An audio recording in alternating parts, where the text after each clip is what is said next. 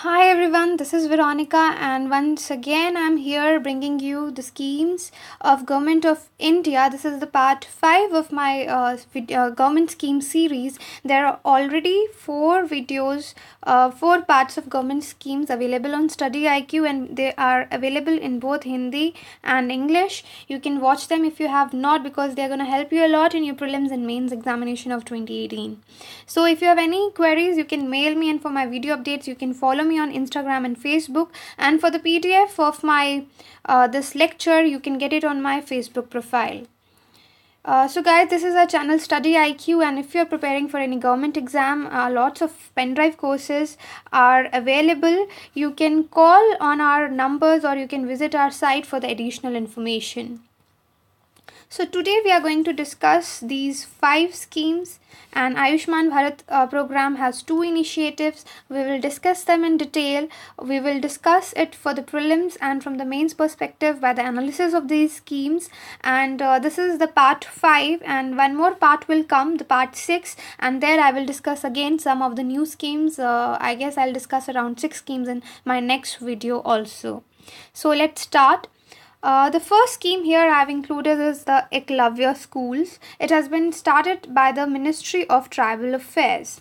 Now Eklavya, as you know, in the Hindu mythology was a tribal archer. So on his name, as he was a tribal, for the students of scheduled tribes, these residential schools are being opened, and there are 2 eligibility criteria to open these schools. So one is they will be opened in the tribal blocks where at least more than 50% tribal population is present and at least 20,000 tribal people are residing there.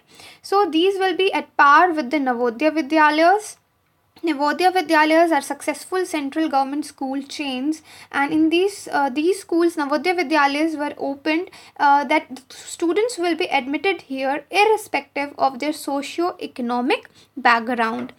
And on the same lines of Navodaya Vidyalaya, Eklavya schools will be opened, and it will provide training in sports and skill development along with the studies, and special facilities for preserving local art and culture will be available in these schools. As you know, the tribal people are very particular about the culture. They don't like intermixing of the cultures. So these schools will try to preserve the local art and culture in these schools. So these are the 2 facts important for the prelims, from the prelims point of view, that they will be opened in the blocks where more than 50% tribal population is present and 20,000 tribal people are present there. So now this Eklavya residential school scheme isn't new. It has been here around many years now, but in budget 2018 we see that this scheme has been expanded.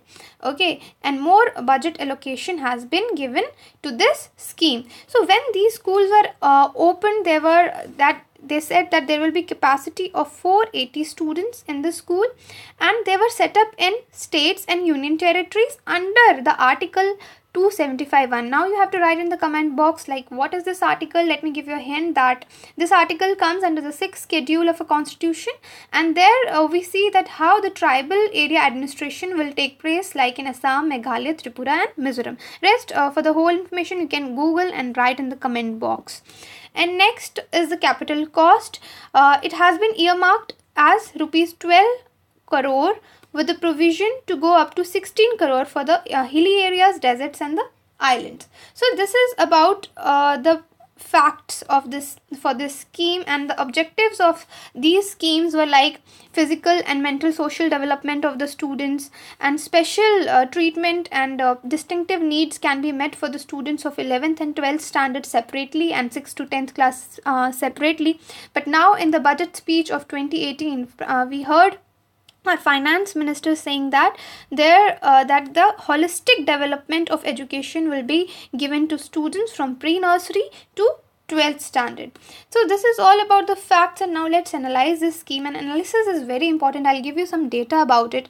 Now let me tell you why it is important. See, for the mains point of view, when a student writes an exam, suppose it's just a random example, a student writes a line that India is prone to cyclones. This is the student A. Student B writes that eastern coast of India is prone to cyclones. And there's a third student who mentions a certain data that according to certain survey or certain data of this institute, this percent of Indian coast, eastern coast is prone to cyclones. Now tell me which student will get the higher marks. Okay, so that's why it is important sometimes to know certain data so that you can quote it in your mains answer writings. So let me tell you for this schedule tribe data that why bringing such schemes is important. Like for in India there are 104.2 million people who are notified as STs. They constitute 8.6% of country's total population, 8.6, and 11.3% of total rural population. Now see what is the literacy rate of ST population. According to 1961 survey, the literacy rate of STs was 8.53%, and in 2011 it was 58.96%. There is rise in literacy rate, but however we see a lot of significant disparities in scheduled tribe students, disparities in the enrollment rate, dropout rate. See, in 2009, despite of bringing right to education, that is free education will be given to the children from of the age 6 to 14 years, yet these disparities are very high in the scheduled tribe population. Like there is high tribal school dropout rate. Now let me give you data for that. Like it has been seen 35.6% students are dropouts from the school from class 1 to 5. 55% students drop out from 1 to 8 standard, and then 70% students have a dropout rate in scheduled tribe population from class 1 to 10.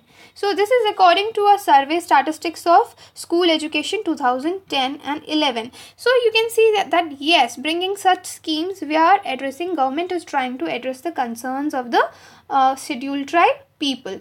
Now there's one more study by UNICEF which was sponsored by South Asia Regional Study, All Children in School by 2015. It was done in 2015. They said that the education deprivation in India, there are certain factors which are responsible, and these factors are the economic factors and the socio-culture factors. These are the main reasons that in India there are three major groups: SCs, STs and Muslims. High poverty levels are being seen in these groups. An Indian Human Development Survey shows the incidence of poverty is highest among STs. So in ST community, 49.6% is the incidence of poverty. In SCs, it is 32.3%, and in Muslims, it is 30.6%. So, bringing such schemes like the STs, we are seeing they're the most backward community, so there is need to open doors for them to take the democratic benefit. So, this is how this scheme is necessary to bring. Now, let's critically examine this scheme. When this scheme was originally launched, it was decided the criteria, as I told you. Let me bring you to the first slide.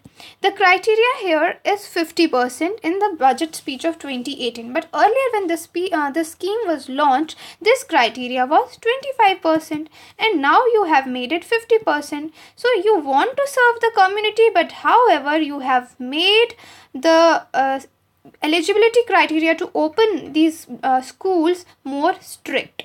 Okay.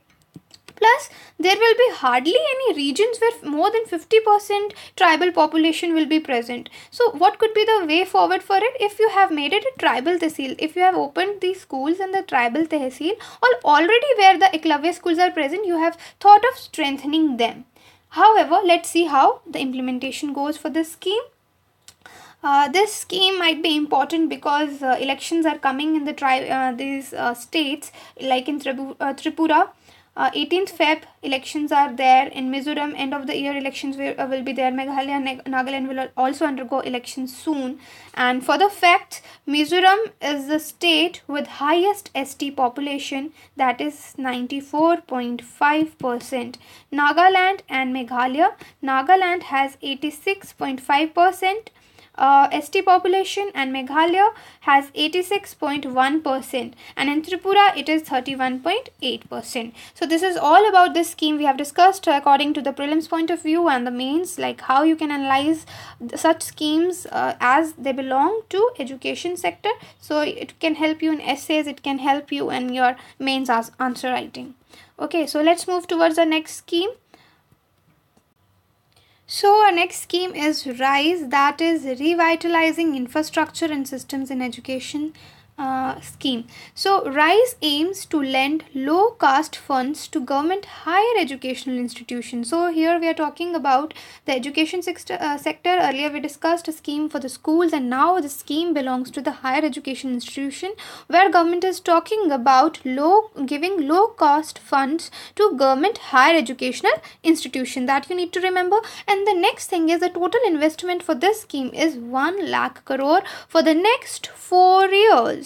And it will be financed to these institutions via HEFA, and HEFA is Higher Education Financing Agency.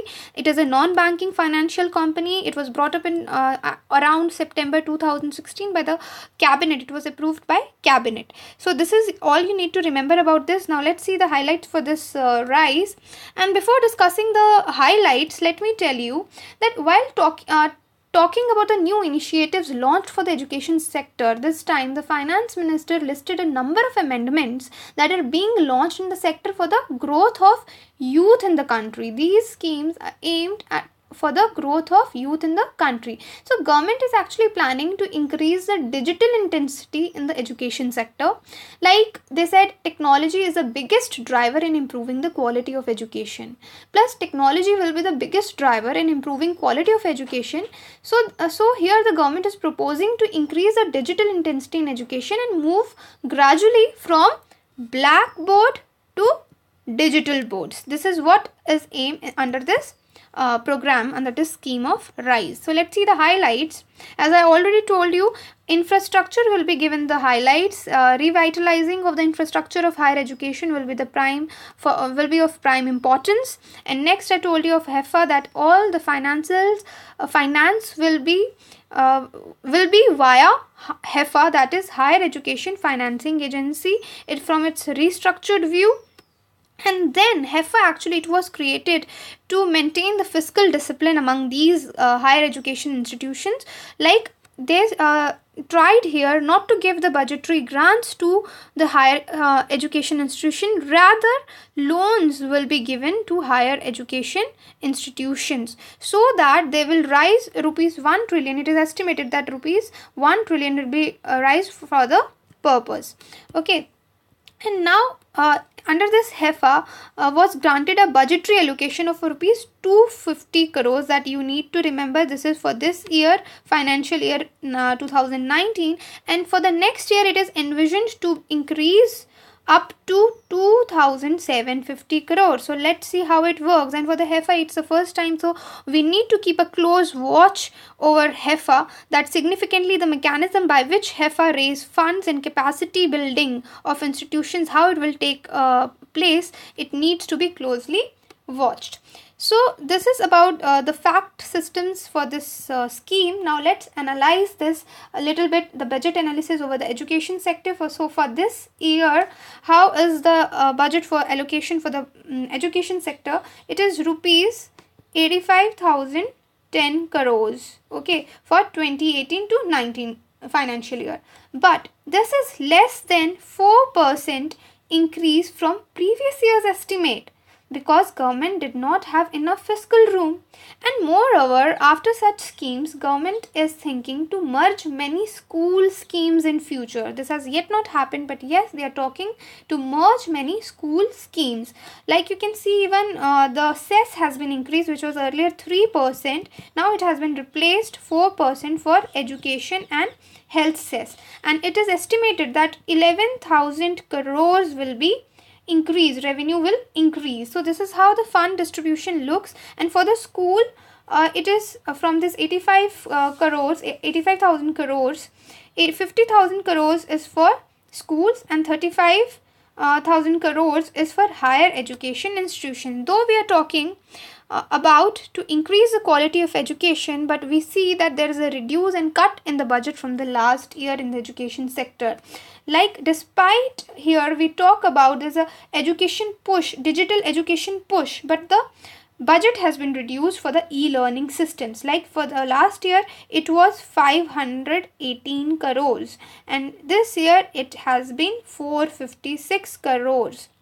And even allocation for central school chains like KVs and for JNVs has gone down. And for higher education institutions like IITs and IIMs, the budget allocation has gone down. It has been reduced this year. You know what, there was an education commission in 1964 and 66. This education commission was prominently known as Kothari Commission. If you have heard about it, please write in the comment box. So Kothari Commission recommended that 6% of GDP should be given to education education sector.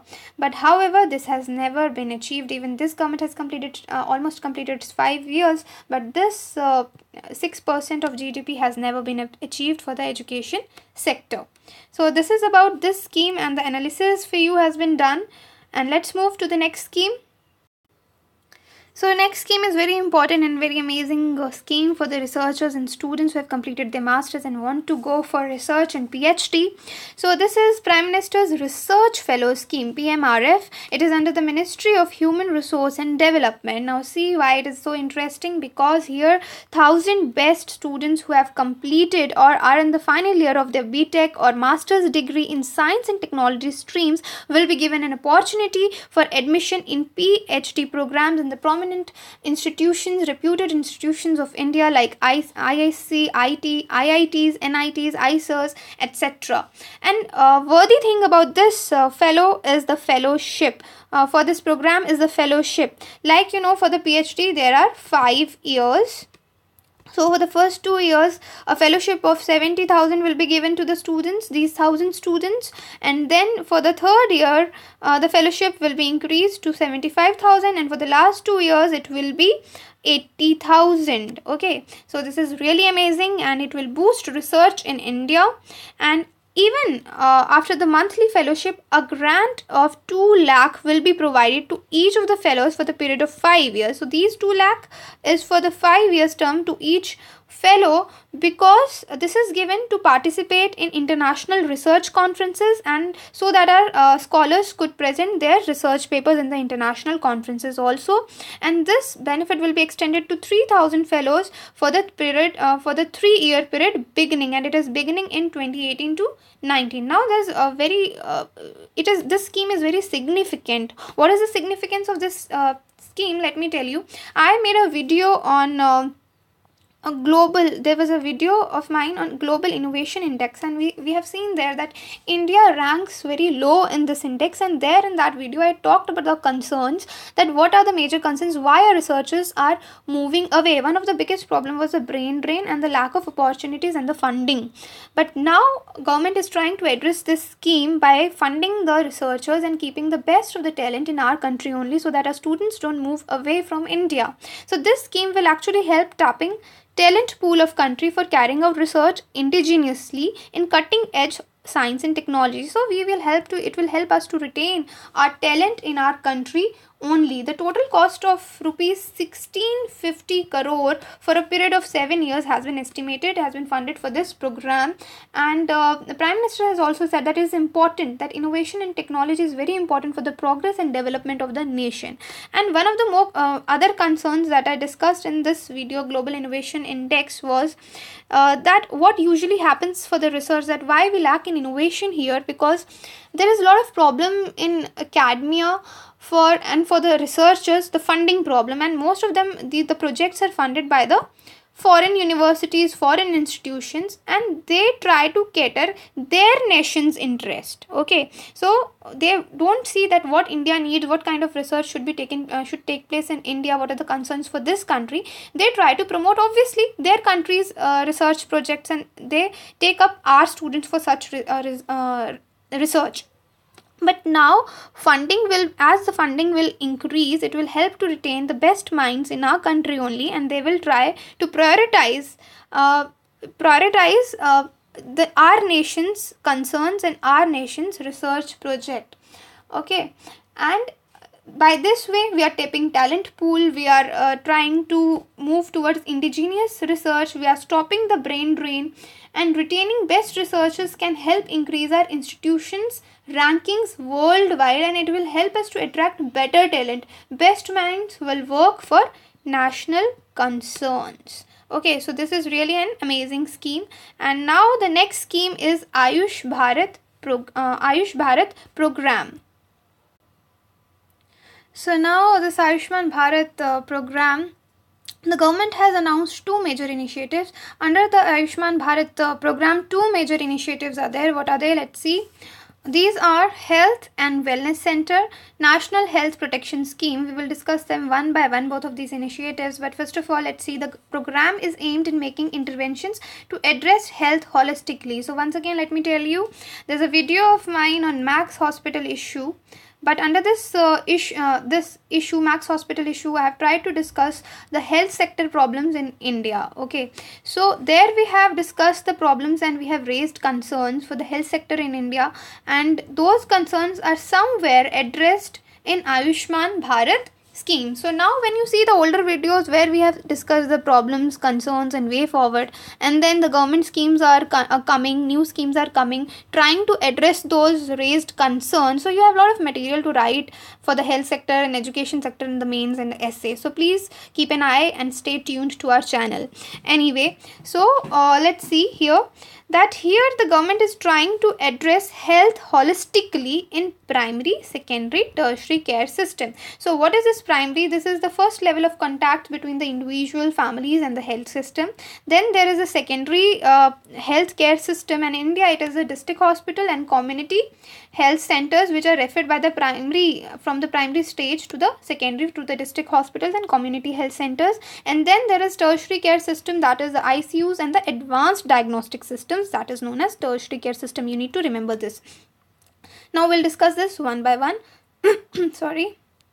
So Health and Wellness Center, National Health Policy, that I have discussed in my older Max Hospital issue video, that you can see it from there. And there we have envisioned health and wellness centers. And finally, under this, we are opening, government is trying to open 1.5 lakh centers, will bring healthcare system closer to the homes of people. So what is the number? 1.5 lakh health and wellness centers. And what will be the priority areas for these centers? It will provide comprehensive health care for non-communicable diseases, maternal and child health services. This will be the priority of these centers. And later, free essential drugs, medicines and diagnostics will be given in these health and wellness centers. And moreover, here we have invited the private sector also somehow through CSR. What is CSR? That is a corporate social responsibility. Through CSR and philanthropic institutions, even the private sectors can contribute and they can adopt any of these centers also. That provision has also been made opened. This is about Health and Wellness Center. Now the other is National Health Protection Scheme. This is very important, as in the budget speech you have seen that our Finance Minister Arun Jaitley at this time in February 2018 has dubbed this scheme, National Health Protection Scheme, in short NHPS, as Modi Care. You have heard about Obamacare in US, and on the lines of that only Modi Care has been established. And what are the highlights of this initiative? That it will cover 10 crore poor and vulnerable families. And under 10 crore poor families, 10 crore are the families, but the beneficiaries will be more. That will be around 50 crore beneficiaries from this scheme. And what is the important thing about this scheme is that it will provide coverage up to 5 lakh per family per year, and this is really amazing. And this is said to be the world's largest government funded healthcare program, and this is really an amazing scheme. You need to remember three things rather. 10 crore poor families will be targeted, 50 crore people will be benefited, and 5 lakh per family coverage will be given, 5 lakh per family per year for secondary and tertiary care hospitalizations. Earlier we have seen that people have to sell their assets for such treatments, but now it will be a government funded healthcare program, and it will be it is said to be world's largest program. And in the budget, apart from these two initiatives, government has decided that 24 new government medical colleges and hospitals will be set up, and they will upgrade the already existing hospitals in the country. At least one medical college will be given for 3 parliamentary constituencies and 1 GMC for the state, prominent GMC. And further, they want to enhance the accessibility of healthcare system for the common man, and somehow this is a step towards moving towards universal health coverage that we talked in our earlier video of Max Hospital. So before analyzing, let's see what is the significance of this scheme, that lakhs of families at present, as I already told you, have to borrow or sell their assets to receive this tertiary treatment, but now it will be funded by the government, and it will help a lot of poor and vulnerable families. Earlier such scheme was already existing, that was Rashtriya Swasthya Bima Yojana, where poor families were getting annual coverage of 30,000, and now it has been increased to 5 lakh. Now several states and state governments already have different program. So now here we have to analyze, because this program is really amazing. Now all that depends is on the implementation of this scheme. Okay, why I am talking about implementation, that I will tell you, because this is one of the path breaking, this is innovative path breaking in the history of public health in India, if implemented in an effective and coordinated manner. Do remember, if implemented in an effective and coordinated manner. Why I am saying that? Because there are still lots of concerns which are left untouched, like biggest problem in India is of human resource, that doctors are not available, and yet we are opening more hospitals. How that problem will be met? Because most primary healthcare centers suffer from perennial shortage of doctors, and even district hospitals are without specialists. So without addressing the human resource situation, public sector healthcare will remain of poor quality and largely unacceptable, forcing patients to go to private sector. Therefore, it seems as if NHPS is likely to benefit private parties more than government health services. This will ultimately be unsustainable and even detrimental for the poor for whom the scheme is intended, and for that we have to take care. That's why I'm saying implementation is important and need to be closely watched. So to maximize benefits, it may be wise to establish a link among various health initiatives announced in the budget, and also with related programs such as National Health Mission that I talked in my earlier video.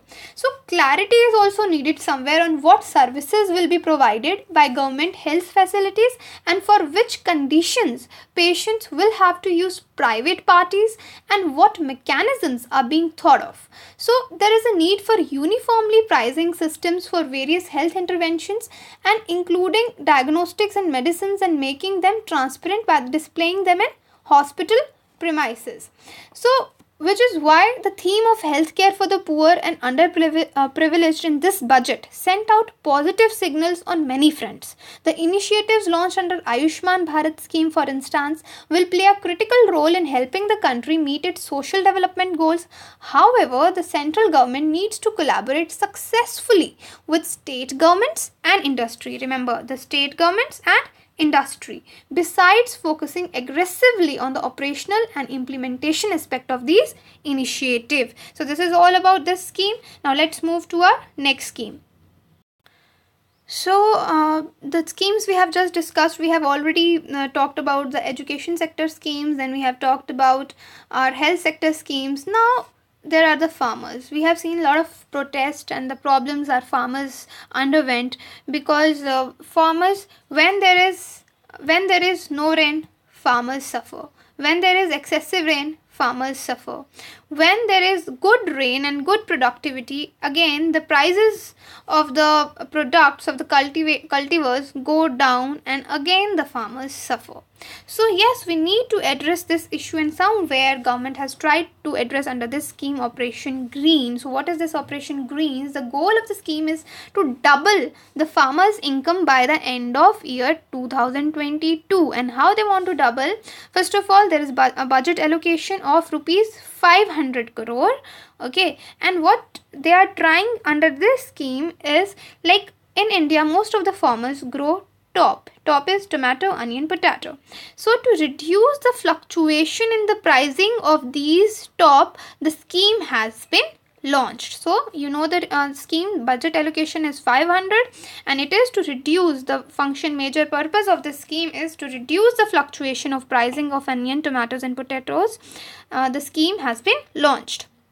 Now let's see in detail about this scheme. Like what are the key features? This is for the well-being of the farmers, so that farmers are not forced to sell their crops at low rates. Then obviously preventing crop cost fluctuations due to various reasons, and farmers suffers lot of price deviations and loss. Then here we are trying to envision of doubling the farmers' income by 2022. And how we are trying it to, by increasing the income of the farmers and revenue, how that can be increased? That government has announced that minimum selling price of any crop needs to be at least 1.5 times the cultivation cost. Here this is a point that need to be analyzed. We will analyze it in the end of the video. And yes, this has been announced that minimum selling price of any crop needs to be 1.5 times the cultivation cost. And next they have announced, which has been pointed out, that in the scheme that central government will work towards development of 22,000 Grameen agrarian markets. So this you need to remember. And another thing they have tried, they want to as we have already digitalized, trying to digitalize our education sector, health sector, and Digital India is a flagship program of Government of India right now. So we are trying to digitalize our farmers also. The central government will make sure that around 470 APMC is Agriculture Produce Market Committee endorsed markets will also come up soon, and these will also get online representation. That online exposure to the farmers will be given through these e-markets. Now what is the concern regarding this? Like linking MSP with the cost of cultivation is unusual measure. It can be unusual because as the cost of cultivation of crops varies across the country, how this linkage would be executed is a matter of wait and watch. Next, linking of e-NAM market platform with APMCs is a farce, as no data on the performance of the market platform has been disclosed. On the other hand, farmers are still selling their crops through commissioned agents. That need to be stopped. Okay, first, and then e-NAMs could work properly. Next, the budget has also increased the credit to agriculture sector from rupees 10 lakh to 11 lakh crore. But the farmers of the country are already reeling under past debts. Are the farmers in a position to take new debts? So the government aims to focus on basic ingredients and not on additional commodities in agriculture. Operation Greens will work to increase demand in the economy as well as with the demand forecasting model. So to help in the structural and infrastructural part of the scheme, these 470 APMC promoted markets will now be connected to the e-NAM platform, and we have already analyzed like how e-NAM we need to remove the commission agents so that the e-NAMs could work properly. So whatever are the concerns and critical analysis, the government is at least aiming to drive professionalism, standardization and specialization in the agriculture sector. So you need to remember, government is trying to promote professionalism, standardization and specialization in the agriculture sector for our farmers. So this is all about the scheme. So there's just one question for the mains. I have written here that we have seen Ayushman Bharat program will build a new India 2022. The NHPS is innovative and path-breaking in the history of public health in India and may have transformative impact if implemented in an effective and coordinated manner. You need to comment critically. You can comment in the comment box, or there is a Telegram group. Here is the address. You can post your answers here. I will review them there. And for my updates, my all social media addresses are given. You can contact anywhere you want. So thank you. If you have any queries, you can ask your questions. I have given all the addresses. Thank you.